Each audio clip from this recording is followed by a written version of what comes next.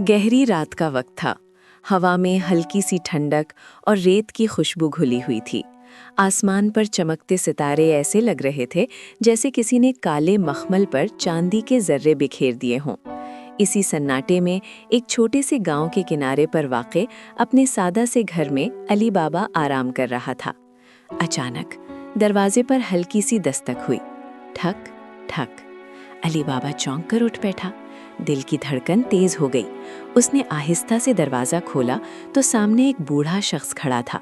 लंबी सफेद दाढ़ी, चमकती आंखें और हाथ में एक अजीब सी सुनहरी छड़ी। ए अली बाबा, बूढ़े ने धीमी मगर गूंजती हुई आवाज में कहा, तुम्हारी किस्मत तुम्हें पुकार रही है। अली बाबा ने हैरत से पूछा, आप कौन हैं? बूढ़ा मुस्कुराया, मैं एक मुसाफिर हूँ और तुम्हें एक राज बताने आया हूँ, सुनहरी घोड़े का राज। ये सुनते ही फिजा जैसे बदल गई।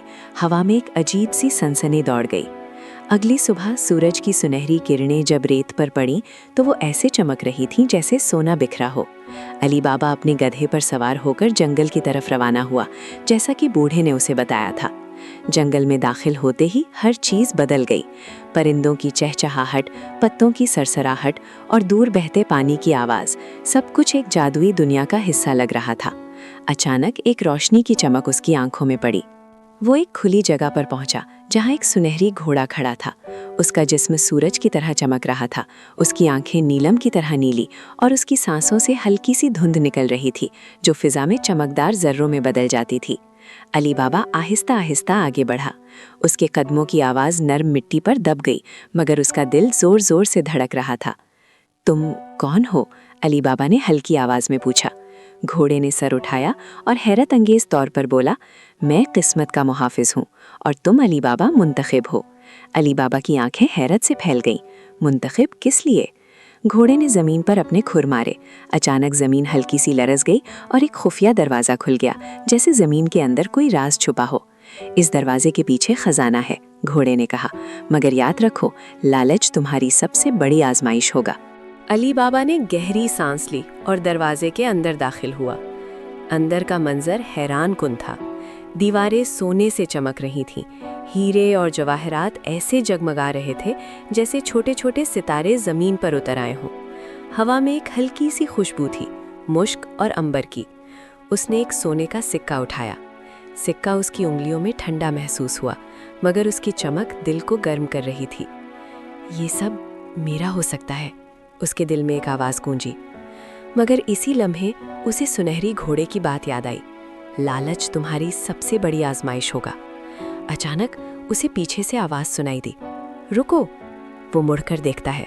40 चोरों का सरदार वहां खड़ा था, आंखों में गुस्सा और हाथ में तलवार। ये खजाना हमारा है, वो गरजा। फिजा में तनाव फैल गया। हवा रुक गई, जैसे वक्त थम गया हो। अली बाबा तेजी से बाहर भागा। जैसे ही वो बाहर निकला, सुनहरी घोड़ा उसका मुंतजिर था। जल्दी सवार हो जाओ, घोड़े ने कहा। अली बाबा घोड़े पर सवार हुआ और घोड़ा बिजली की तरह दौड़ने लगा। हवा उसके चेहरे से टकरा रही थी, आंखों में पानी आ रहा था और दिल में खौफ और जोश एक साथ मौजूद थे। पीछे चोरों की चीखें सुनाई दे रही थीं, इन्हें पकड़ो। मगर सुनहरी घोड़ा आम घोड़ा नहीं था। वो हवा में छलांग लगाकर पहाड़ों के ऊपर से गुजर गया। नीचे गहरी वादियां, बहते दरिया और सब दरख्त ऐसे लग रहे थे जैसे कोई 3D मंजर आंखों के सामने जिंदा हो गया हो। आखिरकार वो एक महफूज जगह पर पहुंच गए। घोड़ा रुक गया। तुमने आजमाइश पास कर ली अली बाबा। अली बाबा ने हैरत से पूछा, कैसे? मैं तो खजाना लेकर नहीं आया। घोड़ा मुस्कुराया, असल दौलत तुम्हारा दिल है जो लालच से पाक रहा। अचानक घोड़ा रोशनी में बदलने लगा। सुनहरी चमक बढ़ती गई, यहाँ तक कि वो मुकम्मल रोशनी में बदलकर आसमान की तरफ उड़ गया। अली बाबा वापस अपने गांव आया। उसके हाथ खाली थे, मगर दिल मुतमईन था। वक्त गुजरता गया और उसकी ईमानदारी और सादगी की वजह से लोग उसकी इज्जत करने लगे। वो खुशहाल जिंदगी गुजारने लगा, बिना किसी खजाने के, मगर हकीकी सुकून के साथ। कहानी का सबक, असल दौलत सोने और जवाहरात में नहीं, बल्कि ईमानदारी, सब्र और दिल की पाकीज़गी में होती है।